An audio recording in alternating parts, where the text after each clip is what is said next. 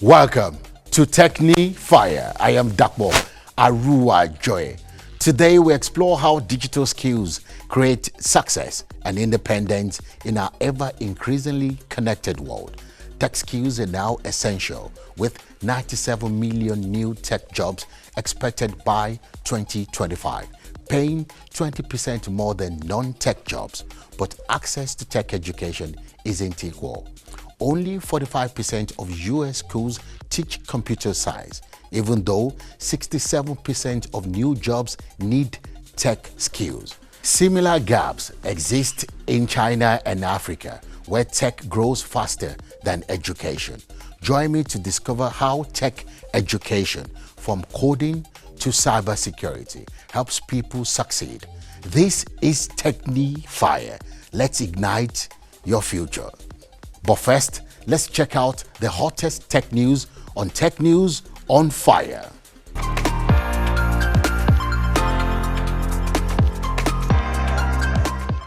First Bank has sponsored the Canada-Africa FinTech Summit CAFS 2025 from the 5th to the 8th of August in Toronto. Organized by Shegwino of the African FinTech Network, the summit brought together FinTech leaders, regulators, startups and investors from Africa and Canada to discuss digital solutions and economic development. With over 131 years in financial services, First Bank's involvement underscores its commitment to collaboration and innovation.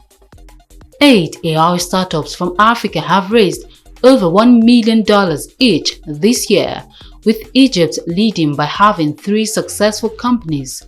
Despite Africa's small share of the global AI market, estimated at $4.51 billion and projected to grow to $16.53 billion in 5 years, 2025 has marked a 78% increase in tech funding across Africa compared to the previous year. The release of open-source models is helping startups reducing infrastructure costs, allowing them to scale AI applications in sectors like logistics, healthcare, and fintech.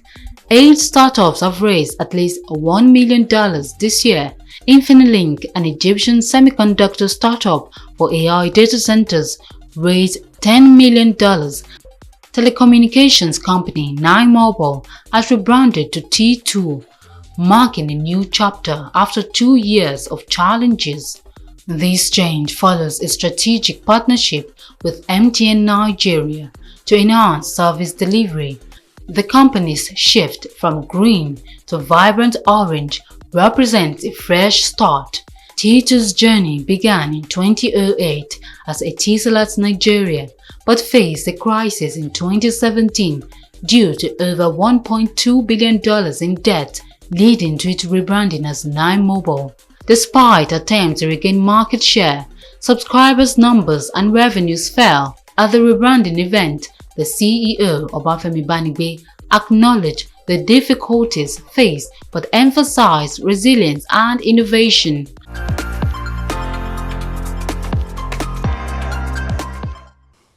Welcome back. Now to our spotlight, tech education. Join us as we explore how tech skills are bridging gaps and creating pathways for socio-economic freedom, also highlighting essential tech skills needed to survive in the tech world. In today's digital world, tech skills are the key to unlocking opportunities and economic freedom. From America to China and Africa, tech education is bridging socio-economic gaps, creating pathways to success for youth everywhere. The statistics speak volumes. Tech jobs pay 20% more on average, with 97 million new positions emerging by 2025. Essential tech skills for today's youth include coding and programming, data analysis, digital marketing, cybersecurity, cloud computing, UI/UX design. Getting started is easier than ever.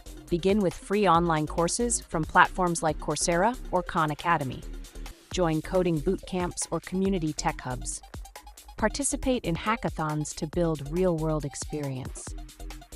These skills aren't just about landing jobs, they're about creating solutions, building businesses, and transforming communities. Tech education isn't just changing individual lives, it's reshaping our global future. The question isn't whether you can afford to learn tech skills, it's whether you can afford not to. Good to have you back. We'll explore additional tech skills later in the show, but first, let's uncover some fascinating did you know facts about tech education. Did you know? By 2025, 97 million new tech jobs are expected globally, highlighting the need for tech education. Tech jobs pay 20% more than non-tech roles, offering a pathway to financial stability. However, only 45% of U.S. schools offer computer science classes, despite 67% of new jobs being in tech. Learning to code is increasingly viewed as a fundamental skill. Women and minorities are underrepresented in tech. Education initiatives can help bridge this gap. Hands-on learning enhances engagement and knowledge retention. Tech education fosters essential critical thinking and problem-solving skills. Continuous education is crucial due to rapid technological change. Online courses and coding boot camps improve access to tech education. Finally, tech education in developing countries can drive economic growth and enhance living standards. There's a whole lot to uncover in this episode of TechniFire, so stay tuned for more insights on tech education after the break.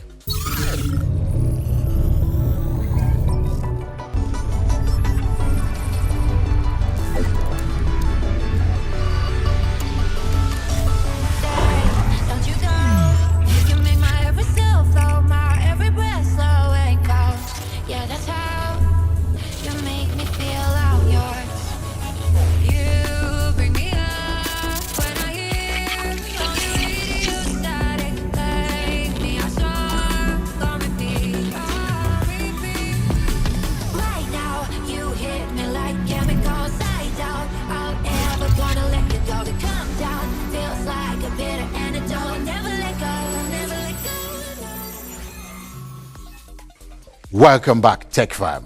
We are about to embark on fascinating conversations with two remarkable tech educationists who are shaping the future of our youth through education.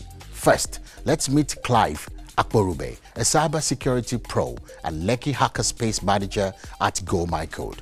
GoMyCode is an edtech education technology company which started in 2018 and now has more than 40 centers across Africa and Middle East, including 5 in Nigeria. Clive shares how they are equipping youth with tech skills.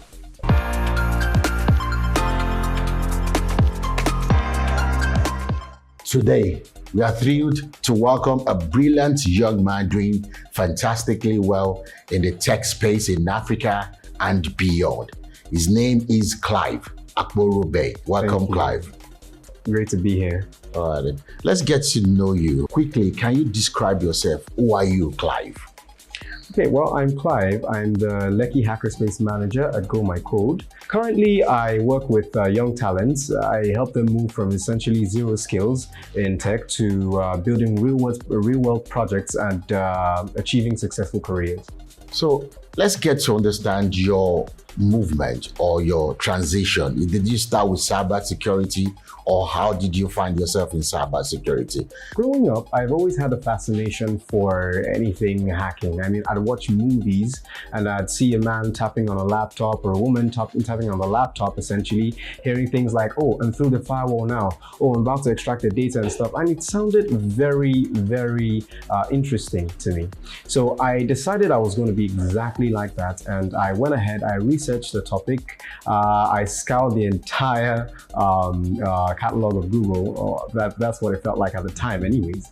I learned how to get into systems. I learned how to create phishing websites. I learned how to hide my footprints. I learned essentially just how the tech world works and how to manipulate that to achieve certain things in systems. So tell us, what kind of programs do you do at GoMyPhone, and what really are you doing there? What do you teach? So The term hackerspace is a special term amongst the Go My Code community. Essentially, Go My Code itself is an edtech company, one of the fastest rising and one of the best edtech companies currently, right, in Africa and the Middle East. We span across Africa and the Middle East. We're in about 7 countries. We have more than 40 hackerspaces. And as for what it is that hackerspace is, actually it refers to our branches in our different locations, wherein people could walk in, learn a tech skill, and then walk out with the economic freedom that it is they always wanted. When you say edtech, that means education technology. Yes, education technology. Essentially, we empower people in different tech skills. I mean, data science, UI, UX, cybersecurity, you name it. It's all on the website at www.gomycode.com. So how is Go My Code system different from the normal education or normal way of teaching people about tech? Okay, well, for those who are into EdTech, comparing them with Go My Code, what it is we do that is a little bit different is that we employ not just one learning model. It's a sort of hybrid learning model where you get to learn online, self-paced, and you also get to learn at our physical hackerspaces if you so choose, right? I mean, for those who have trouble learning just from a particular course online, I mean, I know I've had trouble over the years, right? I'd get a course on Udemy and I'd spend essentially so many months doing nothing, right? So we offer a learning platform where you could sit at home, midnight, you're bored, you need to actually learn, move forward. You could access the learning content, you could do your assignments, everything on there. And you could also come into the hackerspaces on the designated days to receive your trainings in person and with your instructor. With examples, could you tell us how teachings of tech has changed the lives of people you've taught once?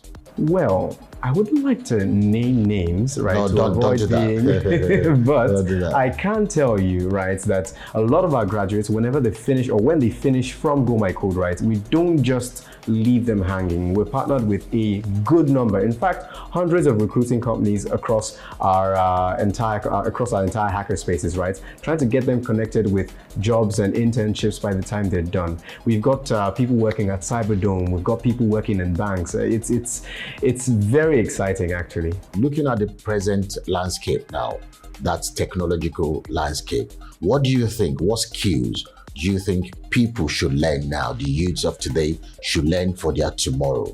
Okay, so I'd have to look at the current digital trend, which I'd say right now leans towards AI, data science, software development, and cybersecurity, not to mention DevOps as well. So it depends on what it is a person actually has passion for amongst those ones. They could lean in any of those directions. I tend to tell people to find a passion for whatever it is you're coming to learn, because that's what's going to keep you going even on the slow days, because there is the very real risk of burnout.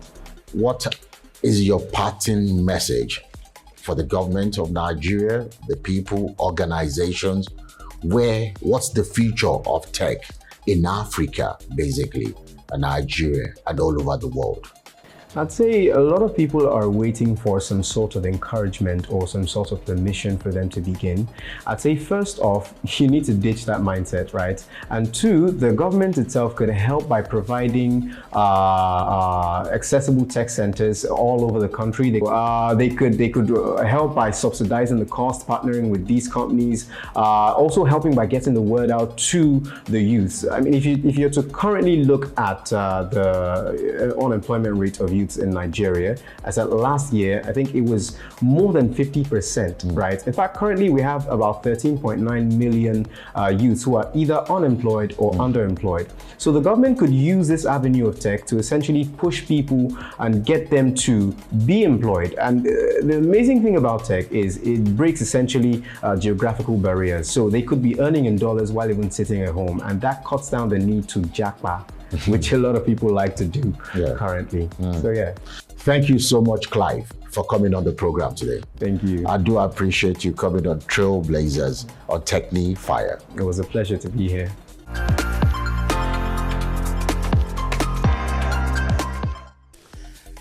Thanks, Clive. And now to Kate Ebinum, Executive Director of Prime Innovation Institute of Technology.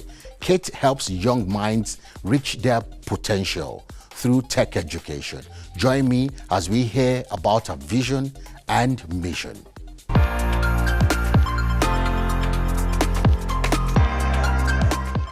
To further the discussion on tech education, I have in the studio a tech educationist. Her name is Kate Ebinam. She's the Executive Director of Prime Innovations Institute of Technology. Thank you very much, Kate, for joining us. Thank you very much for having me, Dapo. So let's get to meet you. Who is Kate? Well, as you know, my name is Kate Ebinam. I am the Executive Director for Prime Innovation Institute of Technology. We are a tech education business. We provide people with skills that they need to thrive in our current digital economy. We operate out of 3 centers in Lagos. We have a partner polytechnic in Delta State, and we also have a foreign affiliation with AppTech as well. So what inspired you to go into education of technology, even for the younger ones indeed? Well, it's not new. We've been around for 15 years, and we saw a gap between, the opportunities that people have to get skills. When I say skills, I mean tech skills, and apply these skills locally and abroad. So the idea was to actually build capacity in the country across board, because at the time we saw that tech was coming, it was going to be big, and it's still getting bigger as the years roll by. So what do you do basically? What can we have a picture of what you do towards the creating a better tomorrow for people? So again, we are an education institute, so capacity development, things like website creation, UI, UX, cybersecurity, software development, how to use digital marketing tools, basically the entire scope. If I'm being conservative here, we have about 20 or 15 courses that for each one, at the end of maybe 3 months, 6 months, or the 2-year program, you have a certificate and you have the capacity to earn money for yourself. So what challenges have you met when we talk about training people, young people? What challenges do you think is out there? What's deterring them to get better? Primarily tools and access to opportunity. When you say tools, we have issues like internet. We have creating conducive environments for people to learn. And we have the issues now that young people, they don't really have patience. They want to be billionaires in 2 minutes. So a lot of them are looking for quick money. That's even a third thing.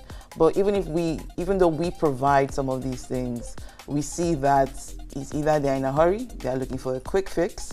Even the ones that are serious, we now have the issue of placing them with different businesses to apply their skills, because again, this is Nigeria. If you are not loud, if you are not very popular, if you don't have an extra leg, you might not be able to get, into some spaces. But we try to put our students in rooms where they can actually do internships and take it from there. Okay. Let's have a picture of the people you've trained and what they are doing now. Where have they found themselves? Wow, we've trained, for argument's sake, more than 2,000 or 3,000, but I'll give you a couple. Recently, one of our graduates has been interviewed by angel investors in the UK for an application they created called Borrow Exchange. Now, what the app does is they want you to have the opportunity to borrow things against buying it. So you don't buy things you don't need. That's one. Then we have a lot of students who've gone to the UK and graduated with first-class honours. We have quite a few that are in Fortune 500 companies. Our stories from Lagos to London it's not even new for me anymore. I have students who've gone through my walls who are working in tech, in Silicon Valley, across the globe, and it's humbling, but I'm grateful. Because when we were having a chat, you mentioned one of your students came up with, is it to look at the melanin? Yes. Another one of my students came up with an application that can trace melanoma, which is skin cancer. Melanoma, so yes, yeah, okay. Which is skin cancer. Just from the picture, it will determine whether it is cancerous or it is benign. Wonderful. So for Prime Innovations, PIT, right? Yes. What's the future? What are you doing now to encourage younger ones to come nearer to tech? Okay, for now we're trying to, one, gain partners. Two, we have an event coming up on the 3rd of September at QMB in Ikate, Lagos. We're giving about from 20 to 50% off our major tech courses, which is, software engineering, cybersecurity, web development. That's what we're doing immediately. But in the long term, it is to expand across board because tech is here to stay. We've seen that it works. If you learn a skill, you can make money, you can change the life of your whole family and generation just from a 3-month course. So for us, it is important to continue this movement that we've created, ensure it is sustainable, scale it up to at least higher and global levels. As we conclude, for someone listening to you now out there, a young man that does not know time is going, what words of advice you have for them that tech is the in thing now? So it's not about it being the in thing. It works. Now, one thing I forgot to mention is some of my students always say it is very hard. But for anybody who wants to start, the most important thing is just walk through the walls and start. Because by the time you understand the basic concepts, half of your problem is solved. The most important thing is to start. Either start online, come to our center, get more information. Because what you don't venture into, you don't know anything about it and you can't gain anything from it. So my advice primarily is to seek information and to start, even if you're afraid. Okay, amazing. Thank you very much, Kate, for joining us on TechniFire. Thank you very much, Dapo.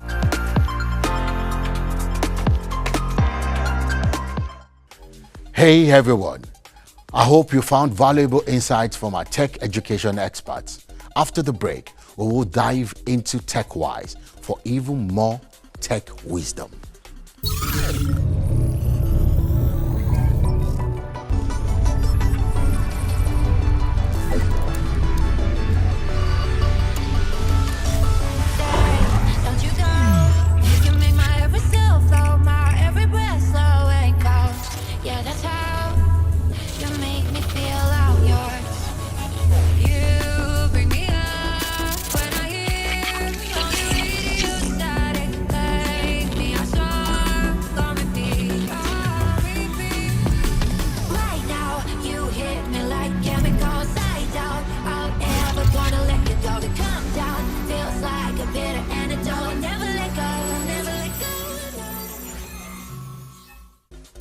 Important update. It's 2025 and it's no longer news that those without tech skills are now being left behind.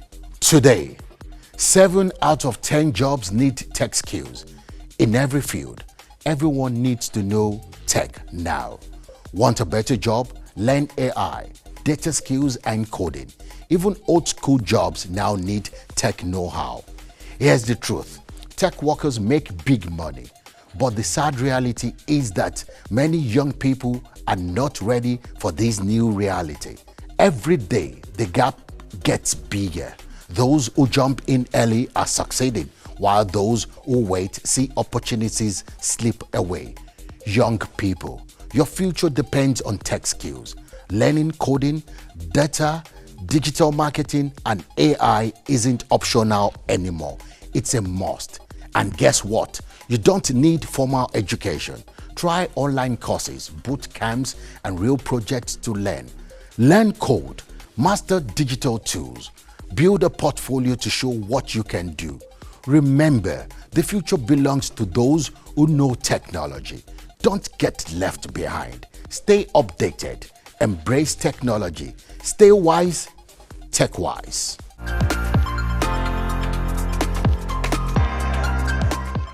Now to feedbacks. Thanks for all your amazing responses to our previous question.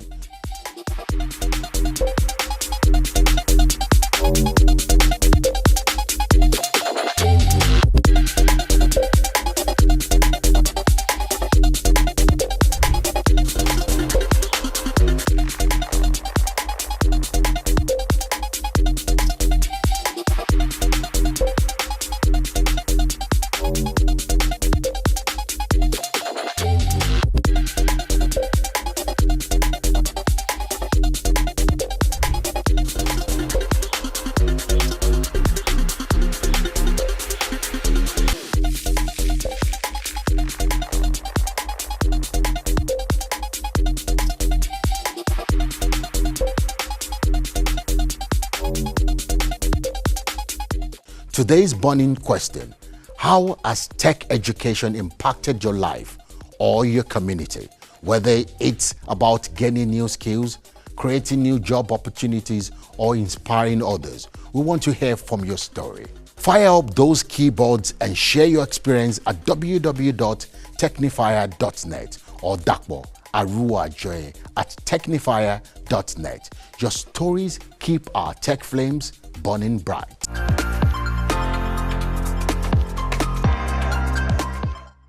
That's a wrap on today's insightful dive into tech education, where we have explored the power of skills in unlocking socio-economic freedom. I trust these insights have sparked a greater appreciation for the role of education in technology. So take that important step today if you haven't. Until we meet again, keep that tech flame burning. I am Dapo Aruwajoye, the TechniFire.